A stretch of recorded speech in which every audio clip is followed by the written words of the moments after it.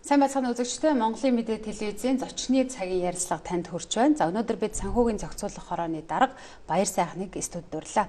Сайн байна уу та? За сайн байна. Өнөөдрийн мэнд хүргэе. 2021 оны эхний улирлын той мэдээлэл, санхүүгийн салбарын той мэдээлэл гарсан. Яг эндээс ярилцлагынхаа ихэнд хоёулаа онцлог зүйлүүд нь юу байна вэ гэдгийг танилцуулаа явууч. За тэгээ. Ер нь бол санхүүгийн зохицуулахороо зохицуулалтын байгууллага салбарынхаа тайлан мэдээг улирлаар олон нийт төрөгдөг. Өнгөрсөн 7 хоногт манайхаас 2021 оны 1-р улирлын банкнаас бус санхүүгийн салбарын мэдээллийг хүргэсэн байгаа. За та бүхэн мэдж байгаа ер нь бол ковидоос хамаарат санхүү эдийн засгийн нөхцөл байдал амаргүй байсан. Гисэн хэдий ч одоо манай зохицуулалтын байгууллагуудад бол эрсдлээ дахиж үнэлэх, дотоод нөөц болцоогоо дайчлах. За тэгээд магадгүй энэ хугацаанд бас боломжтой тийм шин санаачлал гаргах дүрм журмын зохицуултуудыг хийх гээд нэлээдгүй ажлуудыг хийж гүйцэтгсэн.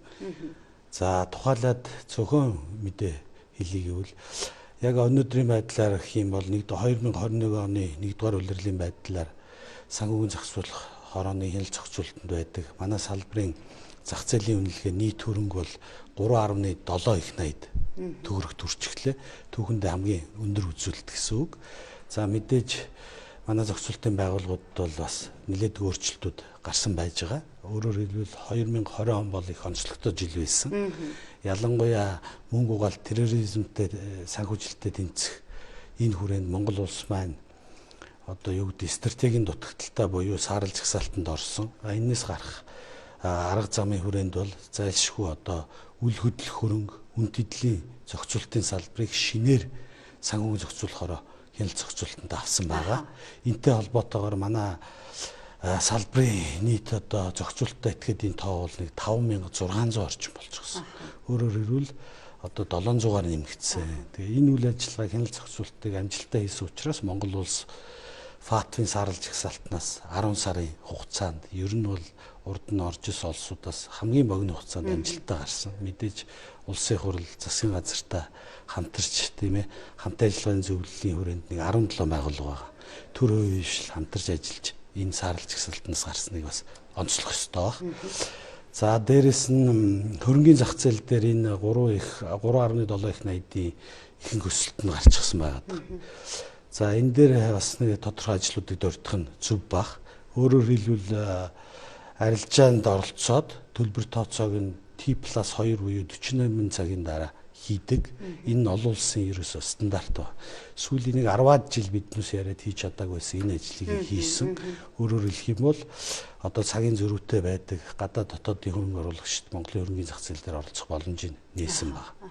За дээрэс нь жижиг хувьцаа эзэмшигчдийн эрх ашгийг хамгаалах талаар бол үн цасны төвлөрсөн хадгаламжийн төвөөр дамжуулт ногдол ашгийг тараадаг болсон. За тэгээд бас нэг зүйлийг онцлж хэлье гэж бодож байна. Давхар бүртгэлийн журмыг бол анх удаа санхүүгийн зохицуулахаараа баталсан. Өөрөөр хэлэх юм бол олон улсын мэргэжтээр бүртгэлтэй байгаа хувьцаа бонд Монголын хөрөнгөний зах зээл дээр бас бүртгэх боломжийг нээж өгсөн. За энэ хүрээнд бол одоо жишээлбэл Торонтогийн хөрөнгөний биржээр бүртгэлтэй Эрдэнэ ресурс гэдэг компани Монголын хөрөнгөний биржээр давхар бүртгэлтэй болсон. Ийм учраас бол 2020 оны эцэст бол одоо манай хөрөнгөний зах зээлийн үнэлгээ бол 3 их 80 төрсөн. За дараа нь он гарснаас хойш одоо та бүхэн мэдж байгаа 10 их 80-ийн хөтөлбөрийн хүрээнд тийм ээ эдийн засгаа дэмжиж эрүүл мэндийн санхүү хамгааллаа гэдэг тэр дотор үндэсний томоохон бүтээн байгуулалтууд өөрөөр хэлэх юм бол том төслүүдийг санхүүжилтийн их усрын тодорхой байх юм бол дотоодын хөрөнгөний зах зээлээс санхүүжилт босгох тал дээр дэмжлэг үзүүлж ажиллахаар болсон. Энэ хүрээнд Эрдэнэс 5-7 хувьцаат компани бол сая бүхэн мэдж байгаа саяхан Монголын хөрөнгөний бирж дээрээс за дээрээс нь бас дахин санхүүжилтийн хэлбэрээр 677 тэрбум төгрөгийн их усрыг босгосон нь бол түүхэнд байгаагүй том үзүүлэлт болж. Ер нь бол таны нөгөө нэрлээд байгаа саяны хийсэн ажлууд 2020 оноос хойш хийгдсэн боловч ер нь одоо энэ улирал болгонд гардаг одоо үзүүлэлтүүд той мэдээлэл дандаа юм өсөхөд тий уршаалхахад илүү чиглэсэн ажлууд байлаа. Үр дүн их гарч эхэлсэн гэдэг нь одоо тайлангуудаас бас харагдчихлаа л дээ. Тэгэлгүй яхав. Тэгээд манай зохицуулалтанд бол хөрөнгийн зах зээл, за даатгалын салбар, тэгээ бичил санхүүгийн салбар гэдэг биднээс бол энэ банк ус санхүүгийн байгууллага хадгалан зээлийн оршуудыг зохицуулдаг. За нэмэгдээд түрүү хэлсэн нөгөө саарл жагсаалттай холбоотойгоор бол үл хөдлөх хөрөнгийн зохицуулалт, үн чулуугаар арилжаа эрхлэгчдийн салбар бас шинээр орсон байгаа.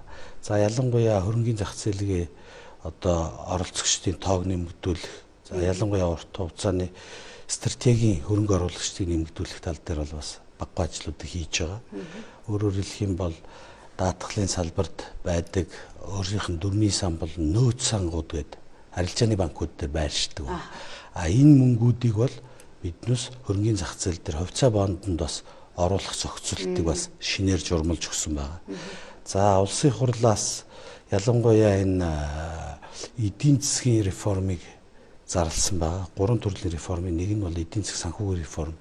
Тэр дотроо одоо биднээс ярьдаг арилжааны банкудад бол хувьцаат компани хэлбэрлүү шилжүүлэхээр улсын хурл маань банкны тухай хуульд нэмэлт өөрчлөлт шинжилэн найруулга хийсэн. За энэ батлагдсантай холбоотойгоор санхүүгийн зохицуулахаар Монгол банктай хамтраад бүртгэлийн журмаа баталчихсан байгаа. За өөрөөр хэлбэл арилжааны банкуд маань одоо 2022 оны 7 сарын 1 гэхэд бол хувьцаат компани болох ёстой.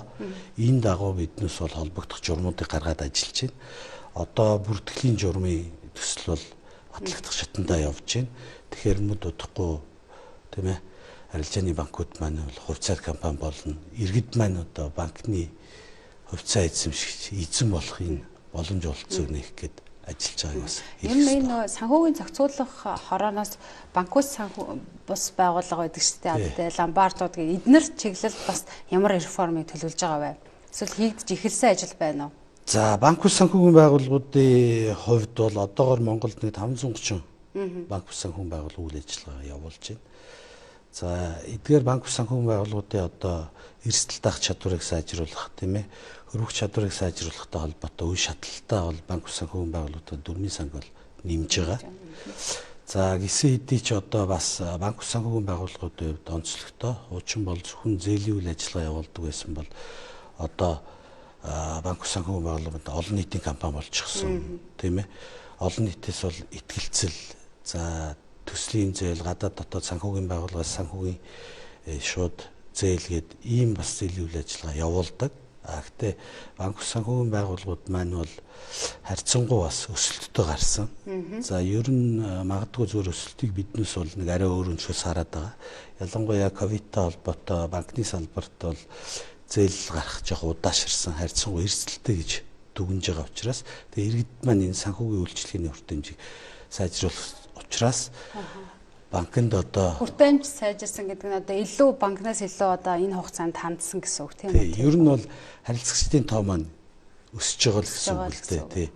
Өөрөөр хэлэх юм бол давхарцсан тоогоор аваад манай харилцагчдын тоо бол банк ус санхүүгийн байгууллагын 3.4 сая иргэн. За яг зээлдэгч гэх юм бол нэг 630 мянган зээлдэгч байгаа. Тэгэд энэ дээр их өсөлттэй юм шиг харагдаад байгаа нь ялангуяа энэ санхүүгийн салбарт финтех технологийн хөгжил, дэвшил их хүчтэй орж ирж байгаа. Өөрөөр хэлбэл одоо биеэрээ биш тийм ээ утсаараа аппликейшнээр дамжуулаад зээл авчдаг. Уламжилт зээлээсээ бол онцлогтой болсон.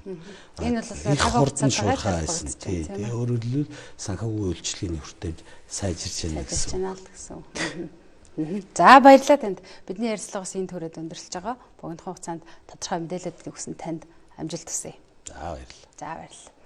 За Монголын мэдээ телевизийн зочны цаг танд хүрлээ. Өнөөдөр бид санхүүгийн зохицуулах хорооны дарга баяр сайхныг урьсан. Ер нь нэгдүгээр улирлын тойм мэдээллээс үндэслээд энэ салбарт бас санхүүгийн зохицуулах хорооноос ямар ажлуудыг хийгээд за түүнийх нь үр дүнд бас ямар одоо үзүүлэлтүүд гарч байгаа гэдэг тал дээр тодорхой мэдээлэл өглөө. Анхаарлаа хандуулсан танд баярлалаа.